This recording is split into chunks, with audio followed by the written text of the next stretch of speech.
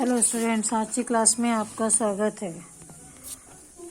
नागरिक शास्त्र पाठ 5 हमारी न्याय व्यवस्था।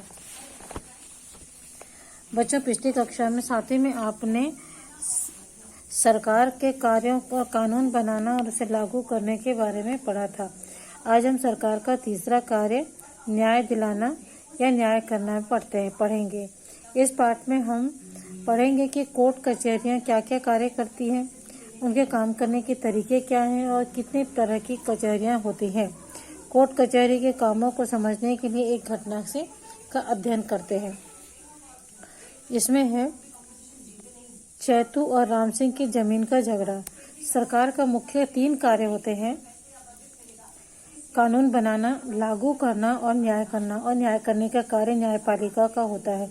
हमारे देश की सरकार द्वारा स्थापित न्याय व्यवस्था 4 स्तरों पर है। सबसे छोटे स्तर पर ग्रामीण क्षेत्रों में ग्राम पंचायत, उससे ऊपर जिला पंचायत, जिला न्यायालय, फिर उच्च न्यायालय और सर्वोच्च न्यायालय। इस प्रकार हमारे देश की न्याय व्यवस्था है। यहाँ हम देखते हैं चैतू और राम सिंह की जमीन का झगड़ा। सोनपुर गांव में 2 किसान थे, चैतू और राम सिंह। इन दोनों के खेत पास पास थे। कुछ सालों से उन दोनों की जमीन के विषय में कहासुनी चल रही थी। राम सिंह ने चैतू के खेत को मेड़ को तोड़ कर धीरे धीरे अपने खेत को बढ़ा दिया था। एक दिन चैतू ने नहर का पानी अपने खेत में भरा, लेकिन उसी रात राम सिंह ने चैतू के खेत की मेड़ फोड़कर पानी को अपने खेत में बहा लिया। दूसरे दिन सुबह चैतू जब अपने खेत देखने आया तो उसने देखा कि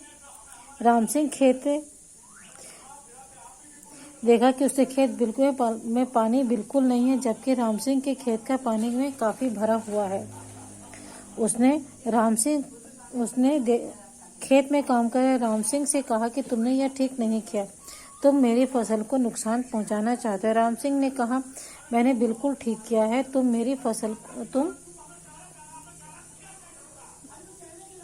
तुमने यह ठीक नहीं किया, तुम मेरी फसल को नुकसान पहुंचाना चाहते हो। राम सिंह ने कहा, मैंने बिल्कुल ठीक किया है। चैतू ने कहा, चोरी और सीना चोरी, मैं अभी तक तुमसे शांति से काम निकालना चाहता था, परंतु तुम इसे मेरी कमजोरी समझ रहे हो। अब मैं तुम्हारे द्वारा दबाई गई जमीन भी वापस लेकर रहूंगा। चैतू ने अपने गांव के सरपंच को बताया कि राम सिंह ने उसकी जमीन हड़प ली तथा उसके खेत का पानी भी अपने खेत में बहा लिया। पंचायत की बैठक में दोनों की बात सुनी गई।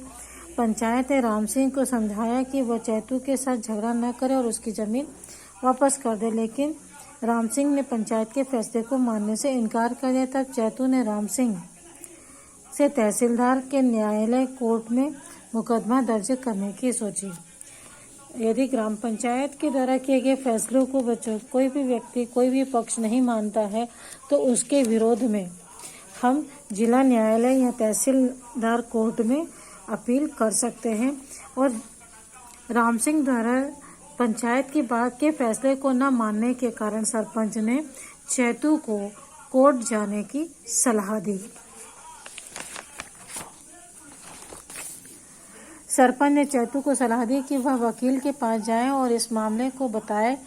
वकील ने चैतू की जमीन को से संबंधित सभी कागजात जैसे पर्चा, पट्टा, फोटोकॉपी तथा पटवारी से विवादित भूमि खसरा B1 की नकल लाने को कहा। उसने मामले की पैरवी करने के लिए फीस के रूप में 1500 रुपये मांगे और चैतू ने इस रकम को किस्तों में देने का कहा।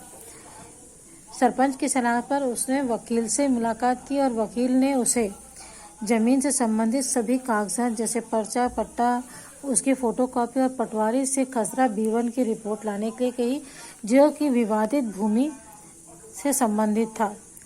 और अपने वकील ने अपने सुनवाई करने के लिए या केस की पैरवी करने के लिए अपनी फीस 1500 रुपये चैतू से मांगी और चैतू ने इस रकम को किस्तों में देने के लिए कहा। कोर्ट कचहरी के अलावा गांव में न्याय पाने के लिए क्या उपाय किया जाता है? गांव में न्याय पाने के लिए सरपंच और पंचायत से सलाह मांगी जाती है या सहायता मांगी जाती है।